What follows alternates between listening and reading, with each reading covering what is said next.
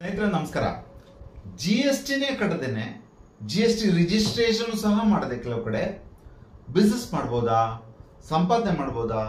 ಇತ್ತೀಚೆಗೆ ನಾವು ನೋಡ್ತಾ ಇದ್ದೀವಿ ಟಿವಿಯಲ್ಲಿ, ಹಾಗೇನೆ ಬೇರೆ ಬೇರೆ ಕಡೆ ಮಾರ್ಕೆಟ್ ಅಲ್ಲೆಲ್ಲ ಮಾತಾಡ್ತಾ ಇದ್ದಾರೆ. ತುಂಬಾ ನೋಟಿಸ್ ಬರ್ತಾ ಇದೆ ರೀ, UPI ರಿಸಿಪ್ಟ್ಸ್ ಇಂದಾಗಿ ನೋಟಿಸ್ ಬರ್ತಾ ಇದೆ, ಜಿಎಸ್ಟಿ ರಿಜಿಸ್ಟ್ರೇಷನ್ ಮಾಡ್ಬೇಕಂತೆ. ಈ ತರ ಜಿಎಸ್ಟಿ ರಿಜಿಸ್ಟ್ರೇಷನ್ನೇ ಇಲ್ಲದೆ ಜಿಎಸ್ಟಿ ಕಟ್ಟದೇನೆ ಮಾಡುವಂತ ಬಿಸ್ನೆಸ್ಗಳಿದಾವ, ಸಾಕಷ್ಟಿದೆ ಸ್ನೇಹಿತರೆ. ಇವತ್ತಿನ ವಿಡಿಯೋ ಈ ಒಂದು ಸಬ್ಜೆಕ್ಟ್ ಮೇಲೇನೆ ಆಗಿದೆ. ಜಿಎಸ್ಟಿ ಇಲ್ಲದೆ ಇರುವಂತ ಮೇಜರ್ಲಿ 6 ಕ್ಯಾಟಗರಿ ಪ್ರಾಡಕ್ಟ್ಸ್ ಬಗ್ಗೆ ನಾನು ಫಸ್ಟ್ ಹೇಳ್ತೀನಿ ನಿಮಗೆ, ಆಮೇಲೆ ಸರ್ವಿಸ್ಗೆ ಹೋಗೋಣ, ಆಮೇಲೆ ಇದರಲ್ಲಿ ಯಾವ ರೀತಿ ಮಾಡ್ಬೋದು, ಇದರ ಆಗು ಹೋಗುಗಳನ್ನ ಕೂಡ ನೋಡೋಣ. ಮೊದಲನೇದಾಗಿ ಜಿಎಸ್ಟಿ ಕಟ್ಟದೇನೆ ಮಾಡುವಂತ ಬಿಸ್ನೆಸ್ಗಳು ಯಾವುದು ಅಥವಾ ಪ್ರಾಡಕ್ಟ್ಸ್ ಯಾವುದು ಅಂತ ನೋಡೋಣ. ಯಾವ ಪ್ರಾಡಕ್ಟ್ಸ್ ಅನ್ನ ನೀವು ವ್ಯಾಪಾರ ಮಾಡಬಹುದು. ಒಂದನೇದಾಗಿ ಅಗ್ರಿಕಲ್ಚರಲ್ ಪ್ರೊಡ್ಯೂಸ್. ಇಲ್ಲಿ ಸಿರಿಯಲ್ಸ್, ಗ್ರೈನ್ಸ್, ಅದೇ ರೀತಿ ಮೀಟ್, ಎಗ್, ಹನಿ, ಈ ರೀತಿಯ ಐಟಮ್ ಬೇಸಿಕ್ ಆಗಿರುವಂತ ಅನ್ಬ್ರ್ಯಾಂಡೆಡ್ ಅನ್ಪ್ಯಾಕ್ಡ್ ಅಗ್ರಿಕಲ್ಚರಲ್ ಪ್ರೊಡ್ಯೂಸ್ ಅಂತ ಹೇಳ್ಬೋದು. ಈಗ ಸೆರಿಯಲ್ಸ್, ಗ್ರೈನ್ಸ್ ಅಂದ್ರೆ ಅಕ್ಕಿ, ಭತ್ತ, ಆಮೇಲೆ ಗೋಧಿ, ಜೋಳ, ಈ ತರದ್ದು ಅನ್ಪ್ರೊಸೆಸ್ಡ್, ಅದಕ್ಕೆ ಫರ್ದರ್ ಯಾವುದೇ ಅದರ ಆಕಾರ ಬಣ್ಣ ಬದಲಾಗದೇ ಇರುವಂತ ರಾ ಅನ್ಪ್ಯಾಕ್ಡ್ ಇರುವಂತ ಅಗ್ರಿಕಲ್ಚರ್ ಪ್ರೊಡ್ಯೂಸ್ ಏನಿದೆ ಇದಕ್ಕೆ ಟ್ಯಾಕ್ಸ್ ಇಲ್ಲ. That is number 1. Number 2, live stock animals. ಇವಾಗ ಪ್ರಾಣಿಗಳದ್ದೇ ವ್ಯಾಪಾರ ಮಾಡೋರಿದ್ದಾರೆ, ಕುರಿ ಸಾಕಿ ಮಾರೋದು, ಆಮೇಲೆ ಹಸುಗಳನ್ನ ಮಾರೋದು, ಬಫೆಲೋಗಳನ್ನ ಮಾರೋದು, ಈ ರೀತಿಯ ಲೈವ್ ಸ್ಟಾಕ್ ಅನಿಮಲ್ಸ್ ವ್ಯಾಪಾರ ಮಾಡುವಂತವ್ರಿಗೂ ಕೂಡ ಟ್ಯಾಕ್ಸ್ ಇಲ್ಲ. ಅದೇ ಲೈವ್ ಅನಿಮಲ್ ಪ್ರಾಡಕ್ಟ್ಸ್ ಬರ್ತಾ ಇದೆ, ಲೈವ್ ಅನಿಮಲ್ಸ್, ವೂಲ್ ಏನಿದೆ ಅದಕ್ಕೂ ಕೂಡ ಟ್ಯಾಕ್ಸ್ ಇಲ್ಲ. ಹನಿ, ಈ ತರ ಐಟಮ್ಗಳಿಗೆ ಕೂಡ ನಿಮಗೆ ಟ್ಯಾಕ್ಸ್ ಬರೋದಿಲ್ಲ. Live stock animal products. ಆಮೇಲೆ ಫುಡ್ ಅಂಡ್ ಡ್ರಿಂಕ್ಸ್ ಅಂತೇಳಿ, ಫುಡ್ ಅಂಡ್ ಡ್ರಿಂಕ್ಸ್ ಅಲ್ಲಿ ಪಫ್ಡ್ ರೈಸ್ ಅಂತ ಹೇಳ್ತಾರಲ್ಲ, ನಾನು ಫಸ್ಟ್ ಅಗ್ರಿಕಲ್ಚರ್ ಪ್ರೊಡ್ಯೂಸ್ ರೈಸ್ ಹೇಳಿದೆ, ಇಲ್ಲಿ ಪಫ್ಡ್ ರೈಸ್, ಅನ್ಬ್ರಾಂಡೆಡ್ ಪಾಪಡ್ ಇರ್ಬೋದು, ಈ ರೀತಿಯ ಕೆಲವು ಐಟಮ್ಸ್ಗಳು ಕೂಡ ನಿಮಗೆ ಗೂಡ್ಸ್ ಅಲ್ಲಿ ಟ್ಯಾಕ್ಸ್ ಬರೋದಿಲ್ಲ. ಇನ್ನು ಹೆಲ್ತ್ ಅಂಡ್ ಸ್ಯಾನಿಟೇಷನ್ ಪ್ರಾಡಕ್ಟ್ಸ್ ಅಲ್ಲಿ ನೀವು ವ್ಯಾಪಾರ ಮಾಡಬೇಕು ಅಂತಿದ್ರೆ ಅದು ಕೂಡ ಅವಕಾಶ ಇದೆ. ಏನು ಹೆಲ್ತ್ ಅಂಡ್ ಸ್ಯಾನಿಟೇಷನ್? ಈ ಕೆಲವು ಬ್ಲಡ್ ಬ್ಯಾಂಕ್ ಮಾಡ್ತಾರೆ, ಬ್ಲಡ್ ಬ್ಯಾಂಕ್ ಮಾಡಕ್ ಆಗಲ್ಲ, ಆ ರೀತಿ ಎಲ್ಲರೂ ಮಾಡ್ಲಿಕ್ಕೆ ಬರೋದಿಲ್ಲ, but that is also one of the exempted category. And contraceptives, ದೊಡ್ಡ ದೊಡ್ಡ ಕಂಪನಿಗಳಿದೆ ಇವತ್ತು ಕಾಂಟ್ರಾಸೆಪ್ಟಿವ್ಸ್ ಮಾಡುವಂಥದ್ದು, ಕುಟುಂಬ ಕಲ್ಯಾಣ ಇಲಾಖೆಗೆ ಸಂಬಂಧಪಟ್ಟಂತು ಅಥವಾ ಏನು ಫ್ಯಾಮಿಲಿ ಪ್ಲಾನಿಂಗ್ ಇರುವಂತ ಕಾಂಟ್ರಾಸೆಪ್ಟಿವ್ಸ್, ಅದಕ್ಕೂ ಕೂಡ ಜಿಎಸ್ಟಿ ಬರೋದಿಲ್ಲ. ಇನ್ನು ಡಯಾಗ್ನೋಸ್ಟಿಕ್ ಕಿಟ್ಗಳಿಗೆ, ಕೆಲವು ಕಿಟ್ಗಳಿಗೆ ಕೂಡ ಜಿಎಸ್ಟಿ ಬರೋದಿಲ್ಲ. ಇನ್ನು ನಿಮಗೆ ಟೆಸ್ಟಿಂಗ್ ಕಿಟ್ ಅಂತ ಏನ್ ಕರಿತೀವಿ, ಇದಕ್ಕೂ ಕೂಡ ಜಿಎಸ್ಟಿ ಬರೋದಿಲ್ಲ. ಇದು ಮೆಡಿಕಲ್ ಅಂಡ್ ಸ್ಯಾನಿಟೇಷನ್ ವಿಚಾರ ಆಯ್ತು. Next education and books. ಯಾವ ಎಜುಕೇಶನ್ ಅಂಡ್ ಬುಕ್ಸ್ ಅಂದ್ರೆ printed books, not E books. ಅದೇ ರೀತಿ ಮ್ಯಾಪ್ಸ್ ಇರ್ತವೆ, ಮಕ್ಕಳಿಗೆ ಮ್ಯಾಪ್ಗಳು ಇರ್ತವೆ, ಆಮೇಲೆ ಚಾರ್ಟ್ಗಳು ಇರ್ತವೆ, ಇನ್ನು ಸ್ಲೇಟ್ಸ್ ಇರ್ಬೋದು ಅಥವಾ ಚಾಕ್ ಪೀಸ್ ಇರ್ಬೋದು, ನಿಮಗೆ ಜಿಎಸ್ಟಿ ಬರೋದಿಲ್ಲ. ಇದು ಕೂಡ ಕೆಲವು ಮ್ಯಾನುಫ್ಯಾಕ್ಚರಿಂಗ್ ಮಾಡ್ಬೋದು, ಬೇಕಂದ್ರೆ ಟ್ರೇಡಿಂಗು ಮಾಡ್ಬೋದು, ಇದು ಕೂಡ ಜಿಎಸ್ಟಿ ಬರೋದಿಲ್ಲ. ಅಂಡ್ ಮಿಸಲೇನಿಯಸ್ ನೋಡ್ಲಿಕ್ಕೆ ಹೋದ್ರೆ ನ್ಯೂಸ್ ಪೇಪರ್, ಆಮೇಲೆ ಬ್ಯಾಂಗಲ್ಸ್, ಆಮೇಲೆ ಪೂಜಾ ಐಟಮ್ಸ್, ಕೆಲವು ಪೂಜಾ ಐಟಮ್, ಉದಾಹರಣೆಗೆ ರುದ್ರಾಕ್ಷ, ಜನುವಾರ, ಈ ತರ ಐಟಮ್ಗಳು ಕೂಡ ಗ್ರಂಥಿಗೆ ಅಂಗಡಿಗಳಲ್ಲಿ ನೋಡಿರ್ಬೋದು. ಕೆಲವೆಲ್ಲ ಮ್ಯಾಕ್ಸಿಮಮ್ ಐಟಮ್ಗಳೆಲ್ಲ ಅದು ಎಕ್ಸೆಂಪ್ಟೆಡ್ ಗೂಡ್ಸ್ ಆಗಿದೆ. ಸೊ ಅದು ಕೂಡ one of the hand crafted ಕೆಲವು ಐಟಮ್ಗಳು ಇರ್ಬೋದು, ಆಮೇಲೆ ಕ್ಲೇ, ಇದು ಮಣ್ಣಿನ ಹಣತೆಗಳಿರ್ಬೋದು, ಇವೆಲ್ಲವೂ ಈಗ ದೀಪಾವಳಿ ಟೈಮಲ್ಲಿ ಸಾಕಷ್ಟು ಜನ ಬಿಸ್ನೆಸ್ ಮಾಡ್ತಾರೆ, ಯಾವುದಕ್ಕೂ ಜಿಎಸ್ಟಿ ಇಲ್ದೇನೆ ಮಾಡುವುದಾದಂತ ಗೂಡ್ಸ್ ಅಂತ ಹೇಳ್ಬೋದು. ಮೇಜರ್ ಆಗಿ ಹೇಳ್ತಾ ಇದ್ದೀನಿ. ಜಿಎಸ್ಟಿ ಒಳಗಡೆ ಎಕ್ಸೆಂಪ್ಟೆಡ್ ಗೂಡ್ಸ್ ಯಾವ ತರ ಇದೆಯೋ ಅದೇ ರೀತಿ ಎಕ್ಸೆಂಪ್ಟೆಡ್ ಸರ್ವಿಸಸ್ ಕೂಡ ಇದೆ. ಉದಾಹರಣೆಗೆ ಎಜುಕೇಶನಲ್ ಸರ್ವಿಸಸ್, ಒಂದು ಎಜುಕೇಶನಲ್ ಇನ್ಸ್ಟಿಟ್ಯೂಷನ್ ಏನ್ ಕೊಡ್ತಾ ಇರುವಂತ ಸರ್ವಿಸ್ ಇದೆ, that is exempted from GST, ಅವ್ರಿಗೆ ಜಿಎಸ್ಟಿ ಅಗತ್ಯ ಇಲ್ಲ. ಅದೇ ರೀತಿ education related service, education institution ಇರುವಂತದ್ದು, ಮಕ್ಕಳನ್ನ ಕರ್ಕೊಂಡು ಹೋಗುವಂತ ಏನು ಟ್ರಾನ್ಸ್ಪೋರ್ಟೇಷನ್ ಸರ್ವಿಸಸ್ ಇದೆ, that is also exempted. And catering services within the school premises ಏನಿದೆಯೋ ಆ ಎಜುಕೇಶನ್ ಇನ್ಸ್ಟಿಟ್ಯೂಷನ್ ಸಂಬಂಧಪಟ್ಟು, ದಟ್ ಈಸ್ ಆಲ್ಸೋ ಎಕ್ಸೆಂಪ್ಟೆಡ್.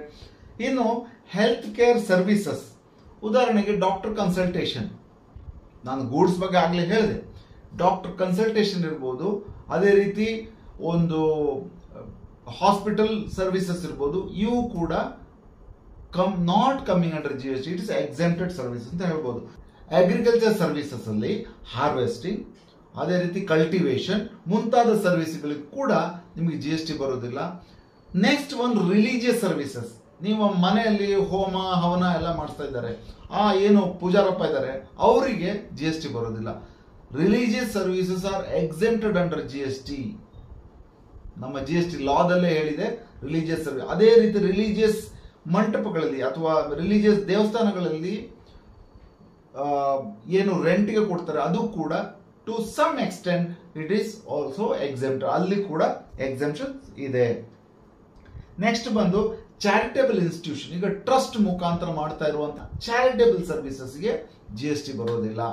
ಉಳಿದಿರೋದು ಟ್ರಸ್ಟ್ ಹೆಸರಲ್ಲೇ ಕಮರ್ಷಿಯಲ್ ಆಕ್ಟಿವಿಟಿ ಮಾಡ್ತಾ ಇದ್ದಾರೆ ಅಂತಂದ್ರೆ ರೆಗ್ಯುಲರ್ ಏನು ವರ್ಕ್ ಇರುತ್ತೋ, ಟರ್ನ್ ಓವರ್ ಇರುತ್ತೋ ಆ ಬೇಸಿಸ್ ನಲ್ಲಿ ನಿಮಗೆ ಟ್ಯಾಕ್ಸ್ ಬರುತ್ತೆ. ಇನ್ನು ಗೌರ್ಮೆಂಟ್ ಸರ್ವಿಸ್ ಅದು ಬಿಡಿ, ನಾವು ಬಿಸ್ನೆಸ್ ಮಾಡ್ಲಿಕ್ಕಾಗಲ್ಲ, ಅದು ಗೌರ್ಮೆಂಟ್ ಸರ್ವಿಸಸ್ ಆರ್ ಎಕ್ಸೆಂಪ್ಟೆಡ್ ಅಂತ ಅಷ್ಟೇ ಹೇಳ್ತಾ ಇರೋದು. ಟ್ರಾನ್ಸ್ಪೋರ್ಟ್ ಸರ್ವಿಸಸ್, ಇಲ್ಲಿ ಪ್ಯಾಸೆಂಜರ್ ಸರ್ವಿಸಸ್ ಏನು ಪ್ಯಾಸೆಂಜರ್ ಟ್ರಾನ್ಸ್ಪೋರ್ಟ್ ಸರ್ವಿಸಸ್ ಅಲ್ಲಿ ಕೂಡ ಎಕ್ಸೆಂಪ್ಷನ್ ಇದೆ. ಅದೇ ರೀತಿ ಪ್ಯೂರ್ ಗೂಡ್ಸ್ ಟ್ರಾನ್ಸ್ಪೋರ್ಟ್ ಸರ್ವಿಸಸ್ ಅಂದ್ರೆ ಅಲ್ಲಿ GTA ಸರ್ವಿಸಸ್ ಇರಬಾರ್ದು. ಉದಾಹರಣೆ GT ಅಂದ್ರೆ ಗೂಡ್ಸ್ ಟ್ರಾನ್ಸ್ಪೋರ್ಟ್, ಬಿಲ್ಟಿ ಕೊಟ್ಬಿಟ್ಟು VRL ಟ್ರಾನ್ಸ್ಪೋರ್ಟ್ ಇನ್ನೊಂದು ಮತ್ತೊಂದು ಹೇಳ್ತಾರಲ್ಲ, ಆ ಟ್ರಾನ್ಸ್ಪೋರ್ಟ್ ಸರ್ವಿಸ್ಗೆಲ್ಲ ಟ್ರಾನ್ಸ್ಪೋರ್ಟರ್ ಅವನು ಕೊಡುವಂತ ಸರ್ವಿಸಿಗೆ that is exempted, not the GTA. Transport agency ಅವರು ಕೊಡ್ತಾ ಇರುವ ಸರ್ವಿಸ್ ಅಲ್ಲ, ಬಿಲ್ಟಿ ಕೊಡುವಂತದ್ದಲ್ಲ, that is also exempted. Then rental services, residential, ಈಗ ನಿಮ್ದು ಬಿಲ್ಡಿಂಗ್ ಇದೆ ಅಥವಾ ಮನೆಯನ್ನ ಬಾಡಿಗೆ ಬಿಟ್ಟಿದ್ದೀರಾ, ರೆಸಿಡೆನ್ಷಿಯಲ್ ಪರ್ಪಸ್ ನೀವು ಬಿಡ್ತೀರಿ ಅಂತಂದ್ರೆ that is exempted from tax. Okay, ಇನ್ನು very important service legal service. ಸ್ನೇಹಿತರೆ, ಅಡ್ವೊಕಸಿ ಸರ್ವಿಸಸ್ ಅಥವಾ legal services is exempt under GST with certain conditions. ಏನು ಕಂಡೀಷನ್ಸ್? ಮೊದಲು ಲೀಗಲ್ ಸರ್ವಿಸಸ್ ಯಾವ್ದಾವ್ದು ಎಕ್ಸೆಂಪ್ಟೆಡ್ ಅಂತ ನೋಡೋಣ. Legal services by an advocate or a law firm to an individual, ಒಬ್ಬ ವ್ಯಕ್ತಿಯ, ಯಾಕಂದ್ರೆ ಒಬ್ಬ ವ್ಯಕ್ತಿಯು ಅವನ ಹಕ್ಕಿಗೋಸ್ಕರ ಅವನ ನ್ಯಾಯಕ್ಕೋಸ್ಕರ ಹೋರಾಡ್ತಾ ಇರುವಂತ ಒಬ್ಬ ವ್ಯಕ್ತಿಯ ಲಿಟಿಗೇಷನ್ ಮ್ಯಾಟರ್ಸ್ಗೆ ಅದು ಕೂಡ ಹೇಳ್ತಾರೆ ಲೀಗಲ್ ಸರ್ವಿಸ್ ಯಾವ್ದ್ಯಾವುದು. ಅದರಲ್ಲಿ ಕನ್ಸಲ್ಟಿಂಗ್, ಲೀಗಲ್ ಅಡ್ವೈಸ್, ಡ್ರಾಫ್ಟಿಂಗ್ ಮತ್ತೆ ಟ್ರಿಬ್ಯುನಲ್ ಅಥವಾ ಕೋರ್ಟ್ ಅಲ್ಲಿ ಪ್ರೆಸೆಂಟ್ ಮಾಡೋದಕ್ಕಿರುವಂತ ಸರ್ವಿಸ್ ಅನ್ನ ಎಕ್ಸೆಂಪ್ಟ್ ಮಾಡಿದೆ GST ಆಕ್ಟ್. ಇನ್ನು ಲೀಗಲ್ ಸರ್ವಿಸಸ್ ಅಲ್ಲಿ ಕೆಲವು ವಿಷಯನ ನಾನು ಹೇಳಲಿಕ್ಕೆ ಇಷ್ಟಪಡ್ತೀನಿ. ಒಂದು, it is if it is for an individual it is exempted. If it is for a business, ಯಾರಿಗೆ ನೀವು ಬಿಸ್ನೆಸ್ ಗೆ ಸರ್ವಿಸ್ ಕೊಡ್ತೀರಿ, ಯಾವ ಬಿಸ್ನೆಸ್ ಎಸ್ಟಾಬ್ಲಿಷ್ಮೆಂಟ್ ಗೆ ಸರ್ವಿಸ್ ಕೊಡ್ತೀರೋ GST ಲೈಬಿಲಿಟಿ ಏನಿದ್ರು ಅವ್ರಿಗೆ ಬರುತ್ತೆ.